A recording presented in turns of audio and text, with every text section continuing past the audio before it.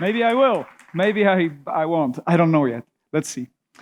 But one thing is for sure, future is very interesting. And I think this is very true from Brian Collins, from Collins in New York. Well, future is what we hope it to be.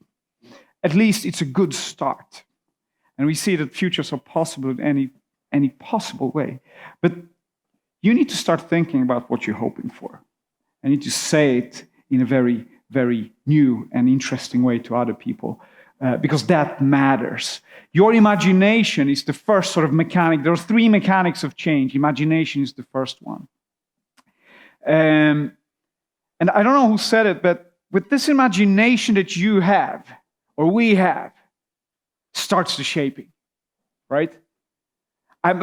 You don't have to be a psychologist to get that, but if you can't imagine, so you need to imagine it and you need to say it. That's really important. First mechanics of change. Now, once you start to imagine stuff about the future, which is important. By the way, do you know why the future is so important? Why we talk about the future all the time? Yeah, I know, it's going to be 50 answers here. I think it's just one thing, because you and I and your neighbors, their dogs, and your customers and your colleagues, basically everybody, will spend the rest of our lives in the future. Yeah. And I think we can make that kind of a little bit better than we do today. Now, every morning you wake up with that imagination, that power of shaping, you need to start asking really deep, profound questions, like the questions that really turn everything over. And this question you need to wake up with every morning. The question is obviously, what's the future? Because it is your job to describe it. And this future is working in so unexpected and converging ways. This is the second mechanics of change, by the way. Anybody plays with Barbie? Yay, we have friends. Yeah, 2 friends. That's too little. Anyway, Barbie does amazing stuff, and let me show you exactly what she does. I want to be a scientist. Eureka! A scientist. I think science is so amazing. Why do you want to be a scientist? I always really liked chemistry and physics in school. The study of physics is incredible. Take gravity. You can't see it, but the second you trip, it's right there to pull you down. Did you ever fall or trip on something? Yeah, unfortunately, all the time. All the time. It happens to me all the time. That's gravity, pulling you down, sometimes with an ouch. Yep, sometimes with an ouch. So see, things that we didn't imagine just 10 years ago, the computational power in that toy for €100 or $100, whatever, is something you use for serious research just 15 years ago. It's natural language processing, it's cloud computing, and we can go on forever. In one thing, actually I lost my Barbie in Tel Aviv 2 years ago, so she's probably hanging out and having good conversations over dinners about Einsteinian theories. Now, this is an ecosystem, because you can just, being a designer means to think in ecosystems. What if the kid is hungry? And Barbie can sense that, either through chemicals, through the skin, through the plastic, or the kid is very explicit, says, I'm hungry. There's drones, there's delivery, Barbie has your credit card. By the way, because you're the parent, obviously, it's like Spotify, and hamburger is there. What business is Barbie in then? Who is her suppliers? What is she an expert in? Very many things. And probably there are 3 startups in Jerusalem working on one of these things already now through a toy. Now, what if the hamburger is stolen? And Barbie can record that with her eyes, because sensors are so cheap, you can buy them by the kilogram. I mean, in face recognition and so on, we can catch the guy, if it is a guy, anytime. Now, who does she call? Martel, the manufacturer? SAP, who runs the Martel backgrounds there, that I work for? Or the parents? You? Or the police? I don't know. Is it the police? It's Barbie. Just solve the crime. This could happen. Or this could happen if you weren't paying attention before, because that is also a future we could live in.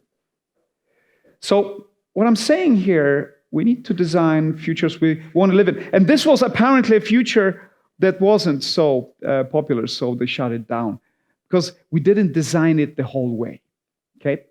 And this is a way we look in our innovation center at the possible futures, not only by studying Barbie, but as an example of complex futures. This is another one. You know, at SAP, we work very horizontally with every industry you can imagine. It's a big company. These guys are going to space, and you can say, yeah, why? Just because they are rich and guys? No, things are happening. We all know that. There's big business in space. People quit NASA, like Joel here, to build his own stuff, to build gas stations in space, he says. Because we will have live 7-Elevens and, vacations out there. So something is happening. And designers are really good in articulation. This is our job, to articulate stuff. And I think one articulation could be to just say it. We are industrializing the space, our solar system. Do you play a role there? How do you want it to be? What do you hope for? Other things are happening. I don't know if you recognize Snoop Doggy Dogg and Mike Tyson here. Seen any of these. So I want you to read this one first. Okay. I read what he said? Yeah, that's what he said.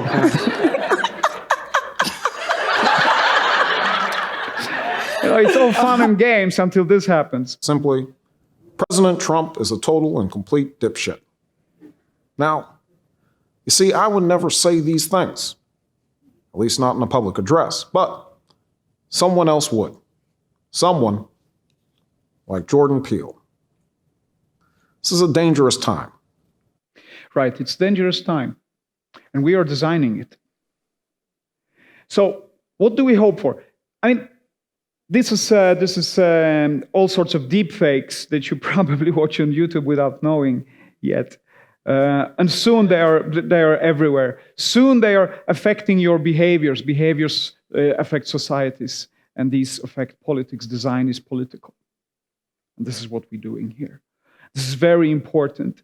And soon these behaviors are not affected by something external. Soon these designs are a part of you.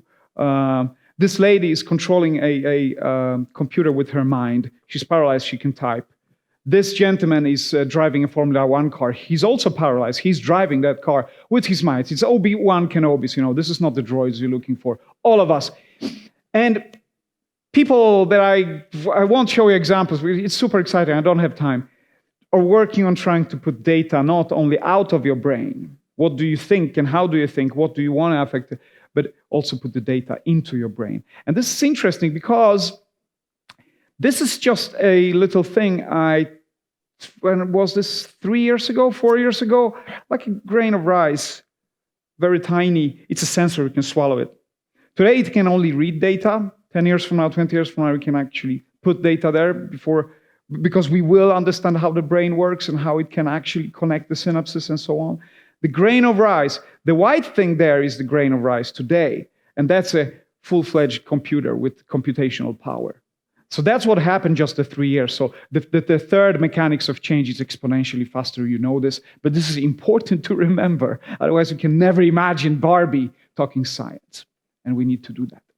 Now, so if you have these computers tiny like that today, they will be tiny like a grain of salt. And you can have it in your drink. You can, maybe drink your morning German poetry and your Kung Fu. And it's, I guess, up to you to combine it in any way. Because someone will be in that business. And this will change your behavior.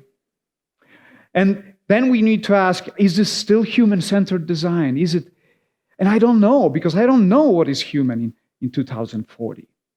So we need to start to think about that as well, because I don't know who said it, but I read it in an architectural book, that if we don't do that, the ultimate price of bad design is always paid by the user, where we left the scene long time ago as the projectors and so on. So this is how we study the future. This is the worries and this is the hopes we have. And sometimes we play around with all the possible futures and the funnels of futures. And this is 30 years in 15 seconds is this slide. It's impossible to follow. That's the whole point. But it's very possible to make these futures happen. There's only one takeaway. Never in the human history have your and mine present been so temporary. Yeah? So we need to catch it. We should catch it and carry it on to some folks that sit there and they are very skeptical, as you can see. Yeah? I mean, who am I to even go into that classroom with my beard and my long hair and just, hey guys, I'm going to teach you something. Really? You're going to? Like if that was worth something 10 years from now. No, we have no idea, and that's great. This is how it starts. Ignorance comes in two shapes, I guess. One is, I don't know, let's have a beer. And the other one is, I don't know, let's find out. How wonderful. And I think that's the future of the human creativity and human design. We don't know, let's find out. Let it happen. And I guess this is the new skills we will need at work. The empathy for the future, the understanding, the creativity, the long-term thinking, and so many things that we've been mentioning the whole day here. And I guess this is now 3-4 years old, still a very interesting list. World Economic Forum predicted the 10 most needed skills, or gifts, as we should call them maybe. World Economic Forum. Complex problem solving, critical thinking, and so on. Emotion, cognitive flexibility. How flexible are you? The adaptability quotient, not the IQ, the AQ. The WEQ, how do we hang out together? What do we do? And you know, me working for the corporate world and being so-called expert on innovation, long-term, far future innovation.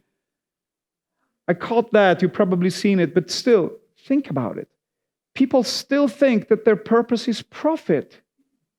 The thing is, if you have a good purpose, you know why you're here, and you also invented a great business model, there's no way in the world that you will not make a shitload of money. So just put them together, but profit is an effect. But you do that. You try to chase your profit and hierarchy in controlling, and you keep it private because you have my planning, and that planning is the only advantage you have. But it will move to this empowering each other, networking. To follow a purpose, people are amazing, and they will do this in a very transparent way because they want new people to come in, they want to learn, and they want to be more than they are today. And that leads us to the second chapter of the only 13 I brought with me today. No, 3. Hopefully it's only 3. How do we apply this observation of the future?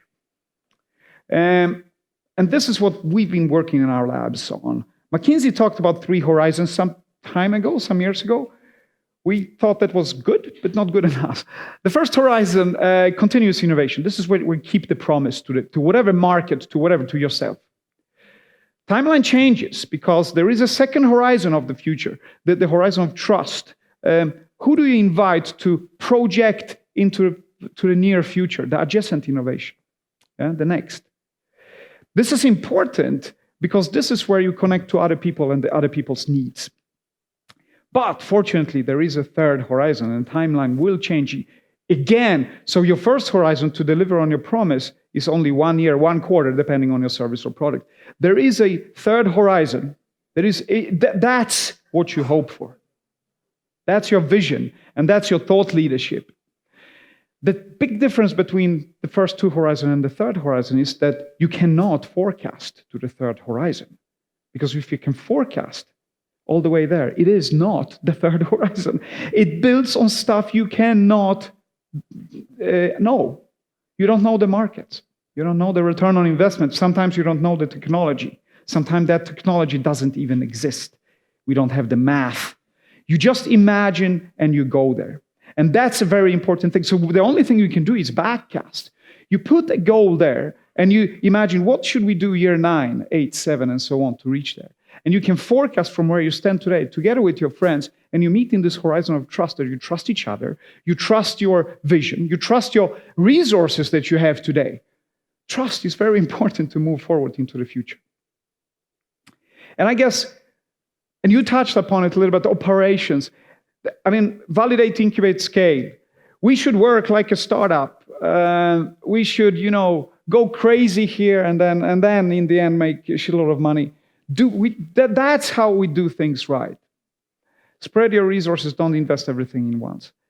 But I think that's not at all startup kind of thinking and agile thinking. This is classic execution. You do this when you know where you're going. Because this belongs in a much bigger context. I call it the innovation curation map because you need to curate ideas. It's like food.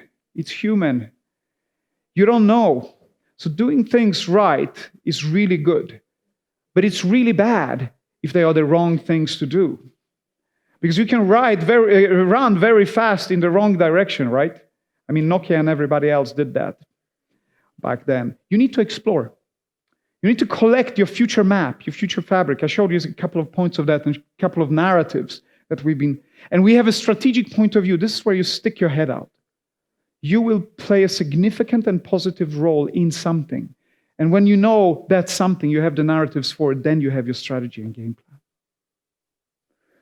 You start with exploration, which is so easy for humans. We love it.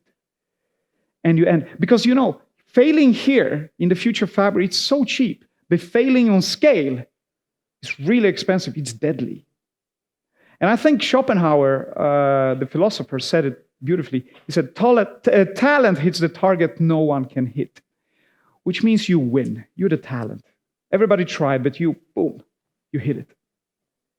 You get the prize. You're the richest. The thing is, he also said that genius hits the target nobody can see. So what do you see? What do you hope for? What's your vision? This is the start of every piece of design. And if you build this is a complex diagram, I made it myself. If you fuel your rocket with this kind of imagination and shoot it out to the third horizon somewhere there, don't land. Because obviously it's just, it's just imagination. It's just fairy dust. But use this as a sort of a slingshot with the gravity of that planet to go back wherever you can be together with your friends and forecast and build real stuff. And this is what you do. You build the real rocket, then you can go anywhere.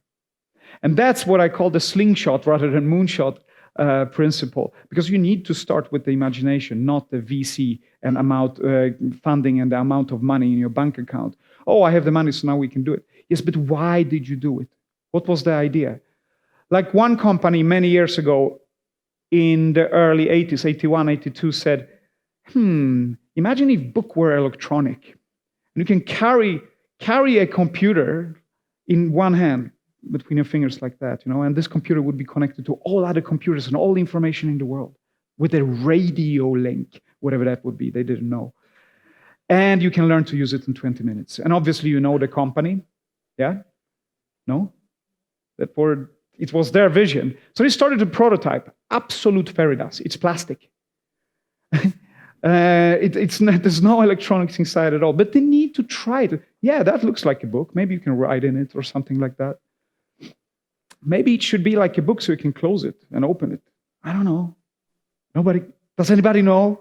But then they said, okay, let's go to market. Let's do it. It's an ugly piece of work, but they tried. And they put it on market and said, yeah, it's a good start, but it's still not that book we dreamed of. Let's continue. So let's make this, the MacBook, obviously. And they said, still, it's too heavy. You cannot hold. They made iPhone. Too small. And the displays were too fragile and too expensive to make an iPad. And then 27 years later, ta-da! This is how you keep your vision. This is how you do slingshots. This is how you keep your hopes and dreams alive. So, when it comes to the future of work, which is one of the areas we work, we have this innovation vision. And again, it's so amazing to see that we touch upon many of these things already today. We talked about, man and not even human versus machine and all that. Will AI take our jobs? No, it's what we hope for. We hope that these solutions, whatever they are, will be the most empathic symbiosis between machine intelligence and human ingenuity. Empathic symbiosis. And there will be sort of 4 dimensions to them, where machine intelligence, human ingenuity go on 2 sides of them. It will be autonomy, automation, augmentation, and actually the markets of abundance, not autonomy again. And if you look at this, there are two parts of data, because now we're getting into computing here. This is basically operational data, and that is experience data. And these are very important because the people in the autonomous car are experiencing stuff. Can you imagine? This is why they love it. They do work they could never do before. They could hang out in ways they couldn't when the functions are just provided to them. And this is what we want. This is what we call the high-value human tasks. You know, a discussion. This is good human behavior. This is high-value. Good stuff come out of that. And we've been trying to do that since the 50s, I guess. Well, manual work came down to machine tasks. And in the end, we are in the digital age. And we will continue to become more and more intelligent because the machines and the machine tasks will become more intelligent.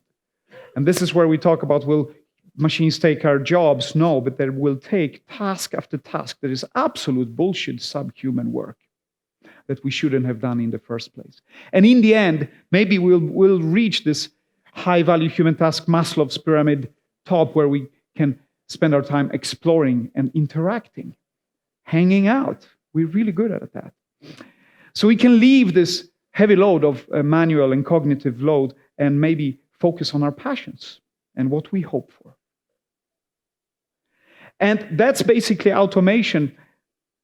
Autonomy, it's a different thing, and I don't mean autonomy from a mobility perspective.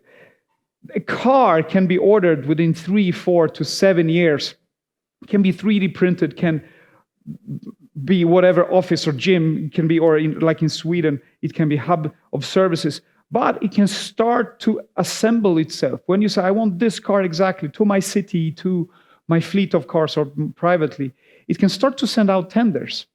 It can say, I need to be like this and this. And the blockchain society will actually respond and say, I can print that for you. I can assemble that for you.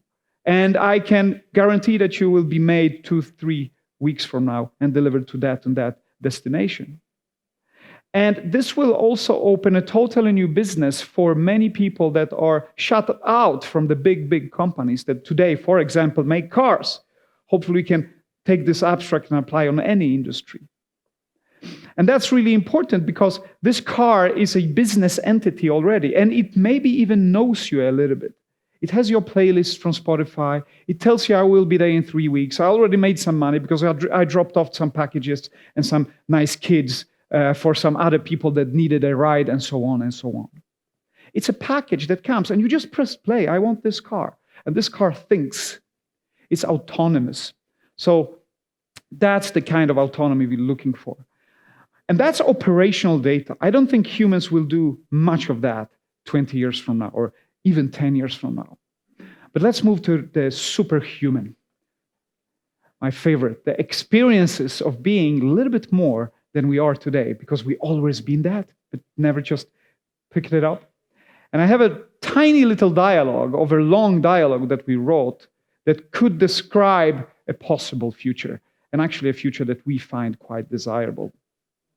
So this thing is called CoPilot in this case, and this is how it works. Hey CoPilot, what's up this morning? Good morning, Martin. You will have a fairly busy morning, but there is time for a good cup of coffee. Your biometrics show me that it would be good for you. With just 1 cup, remember. Just 1 cup. Now, that thing knows that I drink too much coffee in the morning. And you do too, by the way. 1 cup, great. 2 cups, 3 cups, no decisions will be made at all. And you know this. That thing is just friendly enough to tell you that. Second thing that he's friendly enough to tell me is, you will have a fairly busy morning. It means you're so useless in the mornings. You will have nothing done. And that is also okay, because we know that human efficiency and productivity is personal and individual. So, CoPilot, me and Leia have been talking about how our teams perform and how they work together, and also how they are satisfied with that work together. Any crazy suggestions on that topic? When colleagues travel so they can spend time face to face, your delivery quality goes up 5%. That saves software maintenance costs with customers by 2.5%. I found the routes that would make sense economically and that allow the colleagues to spend the most time face to face. We will review them tomorrow. Oh, we will review them tomorrow, so now he's my boss. Which is okay, because I didn't even know that I had time tomorrow, because I usually am biased to think I never have time. Or you're also biased into that? So this is beyond my bias, so let's have that established. By the way, this is absolute fairy dust. But this is how it starts. To connect all the data sources, to find the correlations, and in the end, the causalities, to find out exactly that, and then put numbers on it for productivity and people's well-being, that's really, really hard. And I guess this is why we're doing it. But that would be something we would love to have out there, because we think this will actually remove the constraints of human knowledge and add something else to that. All right. So what is the smartest app in the world? What makes you superhuman? Huh? And again, I think we will have 50 answers. The answer is very simple. It's the one that makes you smarter. That's it. And if you don't think it does, it's bad design. Throw it out the window. But don't pollute, though, because that's bad. I call it the Hue machine. There's many names for it, and this symbiosis is something we can talk about forever. The human-machine intelligence, the Hue machine intelligence, that's much more interesting than any other intelligence. And since we're working in our labs with the future of work, we took a stab at something we probably will be beaten up for so many times, to redefine work. And this is the latest. Surface, foster, and optimize are individual gifts. Who said skills before? It shouldn't be called skills. This is skills, gifts, to create a higher value in feelings, wisdom, self-actualization for ourselves and the communities around us. Your community could be your neighbors, could be your team, could be a 100,000 people company because you're great or whatever. That's it. That's work. If you're doing that, you're probably working. I think the word work will disappear from our vocabulary as much as it just appeared. Probably somewhere with agriculture. Who's the historian here? You know, because when we were hunting and gathering, we didn't call it work, we called it life. And that was quite okay. And Richard Branson, who, by the way, does a great impression of me, there is a reason why we are called human beings and not human doings. Don't forget the to-do list, be good, but remember to write the to-be list. I like it. This is an experiment in human emotions by an artist. This is why art is the center of our lives. And trying to measure emotions around in London, just through sentiments in social media. But imagine how that could help the social services, the ambulances, the police, and everybody. People are dying here. People are super happy. They won a game there. You know, there are so many nice applications. And by the way, I know that you haven't seen an ISO number for a long time, yeah? So it's time. This ISO number is our lives. Human experience, that's the standard, includes all the user's emotions, beliefs, preferences, perceptions, physical and psychological responses, behaviors, and accomplishments that occur before, during, and after use. Monday morning, get a cup of coffee because that's your job. This is what you're delivering with any design you're delivering out there. You basically build experiences. And that's actually what we are accountable for. That's the future. And we can use this data, this emotional data and this operational data. And data becomes information, then wisdom in the end. And we also know that if you put features in a bag, you call them products, you serve them, you build a relationship. So your job is not anymore, to collect data or manage information, because that sounds, like the Chinese government. You are in the business of nurturing relationships or supervising knowledge in a good way. And that becomes the XO of operational data and managing the emotions of people in a way that they can feel even better. So our jobs are not really to be a designer for a certain thing. The vase was a great example of that. We are the fusionists, the conductors, the orchestrators of any future that we actually did hope for. And there's an application that for me reflects hope. This application is called pen and paper. Some of you still remember it. This is travel expense for a business traveler, yeah? So this guy went on a business travel, 1969, Mr. Aldrin. He used a company vehicle, yeah? A spacecraft. He went to the moon. And he had to fill this in to get his freaking $33 back. Seriously. Was that he hoped for when they said, Mr. Aldrin, you're going to the moon for the mankind? And then, Anyway, and by the way, did he imagine, being such a curious guy, which I think he was, that 47 years later, there will be a technology to joke about it with the whole globe, like the Twitter? I don't think he did. Okay. So, we're in the business of understanding these ecosystems, creating these futures. Nice, no? Who wrote the music? Of course, AI. Yeah. That's the guy. He knows. It's AI. The AI is called Ava, and the piece is called Genesis. It's a good title for you. Not only because we're in Jerusalem, I'm an atheist to the bone, but it's a beautiful, inspiring title. Because every moment here is a beginning. You can't plan the future. It's not stable. And don't be afraid. The opposite of stability is not instability. It's emergence and evolution. It's you. The human jazz and the human design of these futures. And actually, when we come together and put our heads together like this, I think truly we can design the future we want to live in. If we can answer this question, why are you relevant 10 years from now? Because if you can't answer that question, you risk very much of not being relevant 10 years from now. So design the future you truly want to live in. Thank you very much.